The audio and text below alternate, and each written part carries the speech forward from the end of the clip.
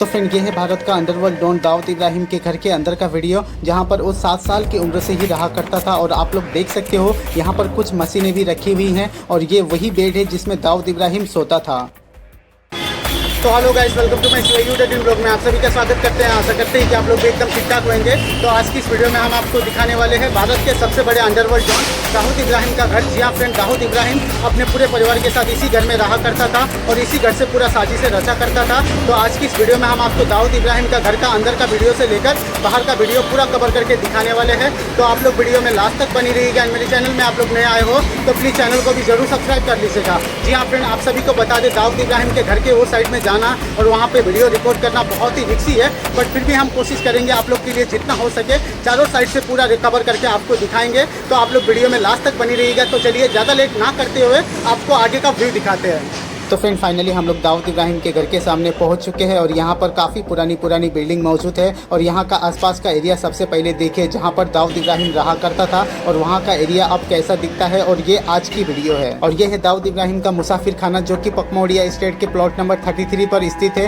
दाऊद इब्राहिम यहीं पर रहा करता था। अभी हम आपको सामने भी चलेंगे और आपको अंदर का भी वीडियो दिखाएंगे, जहाँ पर दाऊद इब्राहिम सोता था, खाता था, पीता था, जहाँ से वो सारी साजिशें रचा करता था। वो जगह भी आपको दिखाएंगे जहाँ पर मोस्ट वांटेड यानी कि अंडरवर्ल्ड डॉन का बसेरा हुआ करता था। एक समय मुंबई में पूरा राज करता था, सारे लोग उसके आगे झुकते थे। तो आज की इस वीडियो में हम आपको यहाँ का पूरा टूर करके अच्छे से दिखाने वाले हैं। तो फ्रेंड, यही है दाऊद इब्राहिम का घर। दाऊद इब्राहिम 1986 में इसी इमारत के दूसरे फ्लोर में रहा करता था। आपको हम थोड़ा सा जूम करके अच्छे से दिखा दे नजदीक से। तो देखिए, दूसरे मंजिल को भी अब धीरे धीरे तोड़ा जा रहा है और किस तरह से खिड़कियों के शीशे को भी तोड़ दिया गया है। यहाँ पर पूरी बिल्डिंग जर्जर हो चुकी है। आपको हम जूम करके अच्छे से एकदम नजदीक से बारीकी से दिखा रहे हैं। आप सभी को बता दें, दाऊद इब्राहिम ने पूरे फ्लोर पर यहाँ पर कब्जा किया हुआ था। उसके बाद उसकी अम्मी अमीना बाई ने यहाँ पर कब्जा किया। यहाँ पर देखिए, खिड़कियाँ आप लोग को दिखाई दे रही होगी। तो सोचिए, एक समय दाऊद इब्राहिम इन्हीं खिड़कियों से बाहर देखा करता था। और यही है अंडरवर्ल्ड डॉन दाऊद इब्राहिम का घर। दूसरे वाले फ्लोर में दाऊद इब्राहिम रहा करता था।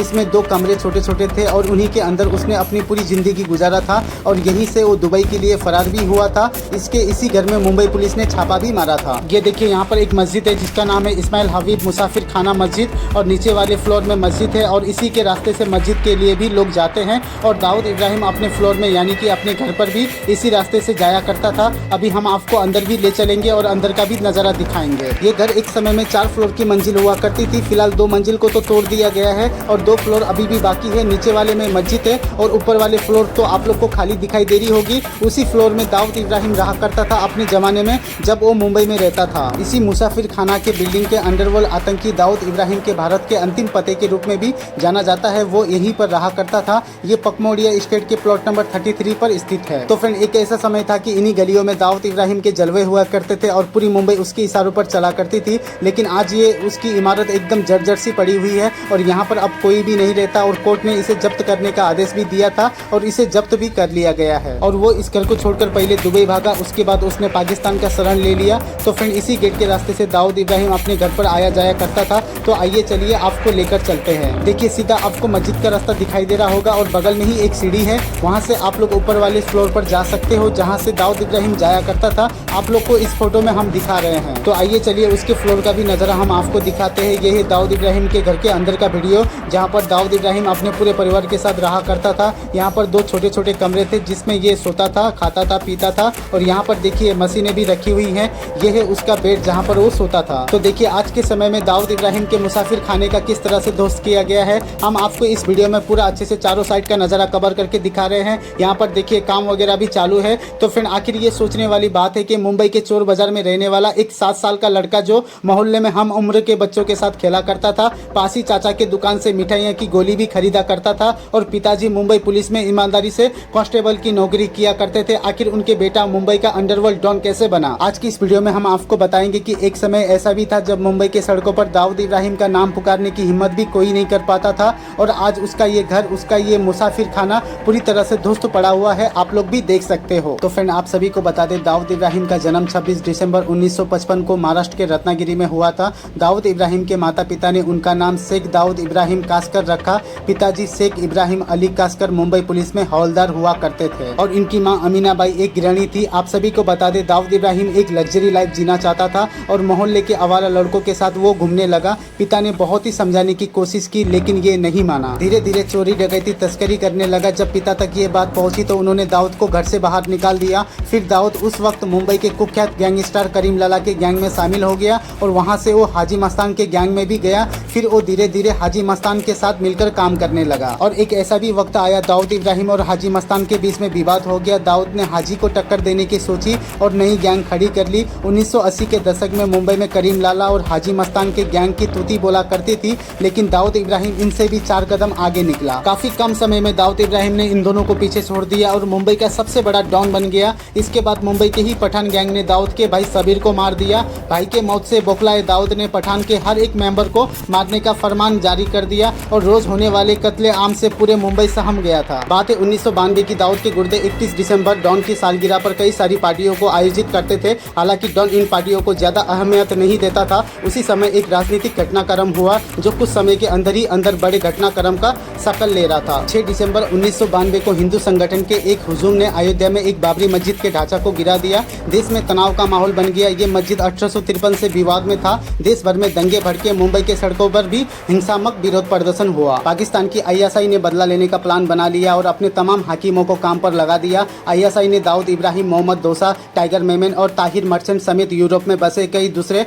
मुसलमान के सरगनाओं को जुटाया। फिलिस्तीन मुक्ति संगठन, अफगान मुजाहिदीन और दुबई में बसे कई सारे धनी लोग थे, उनको इसकी जिम्मेदारी दी गई। Dubai, Abu Dhabi, London, Karachi समेत दूसरे शहरों से षड्यंत्र की बैठक हुई। इससे मंत्रणा की गई कि आईएसआई तत्काल हमला करना चाहती थी ताकि उसे बाबरी मस्जिद के हमले से जोड़कर देखा जाए। वो मुंबई के नौजवानों को ऑपरेशन में शामिल करना चाहते थे ताकि इसे किसी भी तरह का पाकिस्तान का कनेक्शन ना दिखाई दे। ऑपरेशन को लीड करने की जिम्मेदारी टाइगर मेमन और मोहम्मद दोसा को दी गई। मेमन जानता था कि दाऊद की सहमति बिना इस पूरे ऑपरेशन को अंजाम नहीं दे पाएगा। उसके बाद हड़बड़ी में कुछ और बैठक बुलाई गई। इधर छोटा राजन को लेकर भी बेरुखी बढ़ती जा रही थी। छोटा राजन ने देखा कि दाऊद इन बैठकों में घंटों कमरे में बंद रहता है, शकील भी मौजूद रहता है। बाद में दाऊद ने साधन मुहैया करवाने के लिए टाइगर को अपनी रजामंदी दे दी। बाबरी मस्जिद ध्वस्त होने के ठीक 1 महीने बाद 3 हिंदुस्तानी युवाओं को हवाई जहाज से पाकिस्तान भेजा गया। वहां गोलीबारी से लेकर आरडीएक्स बिछाने तक की ट्रेनिंग दी गई। बाद में दुबई में गोपनीयता की शपथ भी दिलाई गई। इन तीनों हिंदुस्तानी युवाओं के दिमाग में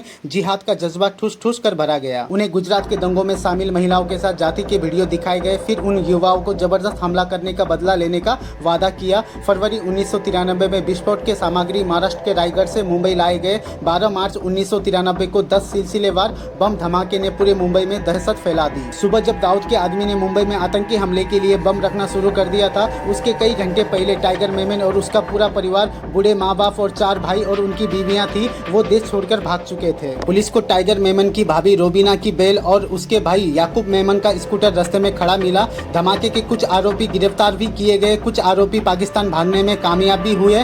पूरा देश धमाके के लिए दाऊद इब्राहिम को जिम्मेदार ठहरा रहा था। मुंबई को इस तरह से घुटनों के बल गिराने की ताकत सिर्फ उसी में थी। भारत सरकार ने दाऊद को दुबई से देश निकाला देने का शोर मचाया। यूएई सरकार ने दबाव डाला। कहते हैं कि उस समय यूएई की दबाव से ताकतवर शेख भी हिल गए थे। 1985 के बाद दाऊद इब्राहिम की पहली तस्वीर 2016 में सामने आई, जिसमें वो पूरा दिखाई दे रहा था। उसके बाद दाऊद इब्राहिम की कोई भी तस्वीर पब्लिक डोमेन में नहीं आई। 12 मार्च 1993 को मुंबई में 13 जगहों पर ब्लास्ट हुए थे, जिसमें करीब 257 लोग की मौत हुई थी और 700 लोग गंभीर रूप से जख्मी हुए थे। इस घटना के बाद भी दाऊद ने मुंबई में अपना गैर कानूनी कारोबार जारी रखा। इस घटना के बाद वो भारत से भागकर पहले गल्फ देशों में, फिर पाकिस्तान में जाकर पनाह ली। पाकिस्तान के कराची में उसने अपना ठिकाना बनाया और अपने पूरे परिवार के साथ वहीं रहता है। भारत में जितने भी दाऊद इब्राहिम की संपत्ति है उसको नीलामी कर दिया गया है। दाऊद इब्राहिम के पिता शेख इब्राहिम अली कसकर मुंबई पुलिस में हवलदार थे। वहीं मां अमीना एक घरेलू महिला थी। दाऊद के कुल 7 भाई और 4 बहन है और 13 लोगों का उसका परिवार था। 1993 की घटना के बाद दाऊद इब्राहिम को भारत सरकार ने